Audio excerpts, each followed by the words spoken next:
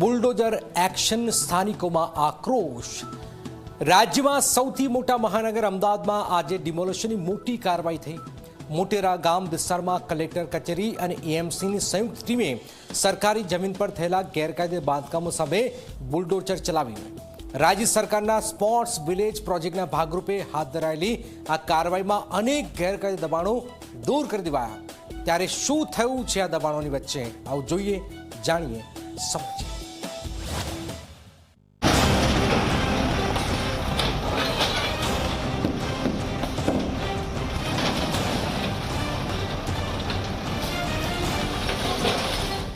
બુલડોઝરનો ગળગળાટ, ધૂળના ગોટે ગોટા અને એક પછી એક ધરાશાયી થતી ગેરકાયદે મિલકતો।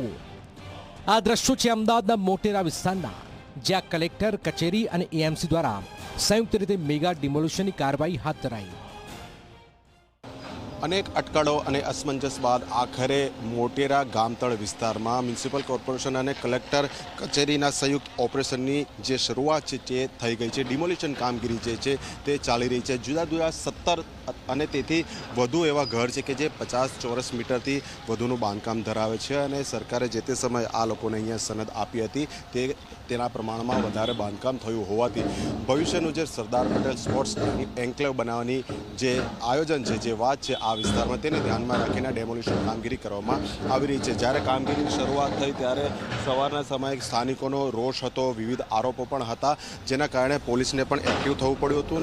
વિશ્વવિખ્યાત આશારામ આશ્રમ નજીક આવેલા વિસ્તારમાં સરકારી જમીન પર થયેલા ગેરકાયદે બાંધકામો સામે તંત્રએ કડક કાર્યવાહી કરી।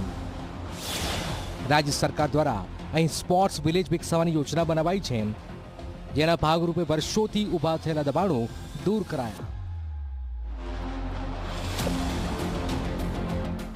હાલમાં સરકારશ્રીને આ જગ્યાની જરૂરિયાત હોવાથી તેઓને તેમની હાલનું રહેણાંક ખાલી કરવા બાબતે જણાવવામાં આવેલ।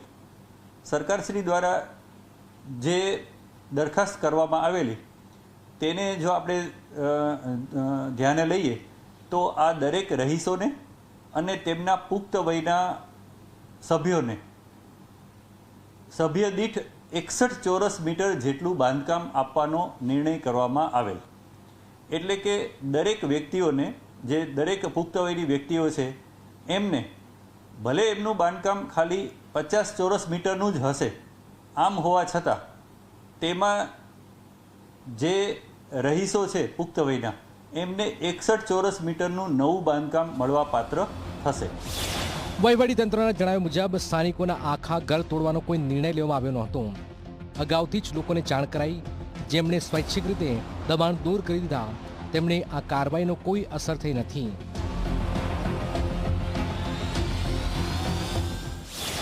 સરકારની સનદ મુજબ મંજૂર 50 ચોરસ મીટરથી વધારાનું બાંધકામ જ દૂર કરાયું છે। અંદાજે 17 જેટલા મકાનો વધારાના ભાગને તોડવાની કાર્યવાહી હાથ ધરાઈ। જ્યારે જેમણે સંપૂર્ણ ઘર ખાલી કરવા માટે સંમતિ આપી હતી તેમને નિયમ મુજબ વૈકલ્પિક આવાસની વ્યવસ્થા પણ ઉપલબ્ધ કરવામાં આવી હોવાનું પણ તંત્રનું કહેવું છે।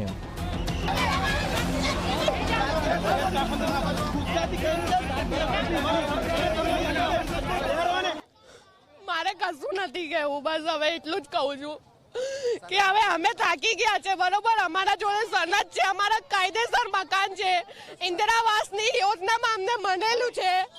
હવે આ લોકો તો તોડવા આવી ગયા કશું વિચાર્યા વગર। હવે હું મારા નાના ટાવરે, મારો 6 મહિનાનો છોકરો છે, આટલી તાપમાં હું એને ક્યાં લઈને રખડું? મારી હાવને શ્વાસની તકલીફ છે, મારા બીજા જેઠાણીના 2 છોકરા, અમારે 3 છોકરાઓ નાના નાના। આ જો કોઈ વ્યવસ્થા નહીં કરી, અરે અત્યારે તમે એવી વસ્તુ વિચારો કે અમે મકાન ખાલી કરીને જઈએ ને તો બી ભાડું કેટલું મારી નાખે એવો ભાડું 20 થી 25 હજાર અમે અત્યારે ક્યાંથી લાવવાના? જોકે ડિમોલિશનની કાર્યવાહી દરમિયાન સ્થાનિકોમાં ભારે રોષ જોવા મળ્યો। કેટલાક લોકોએ તંત્રના નિર્ણયનો વિરોધ નોંધાવ્યો અને સ્થળ પર ઉગ્ર રજૂઆતો કરી।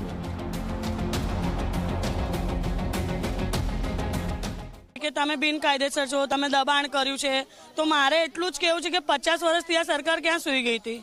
અમે તો 50 વર્ષથી આ ગામમાં વસાઈને રહીએ છીએ ને અમારા પૂર્વજ તો એના પહેલાથી રહેતા હતા.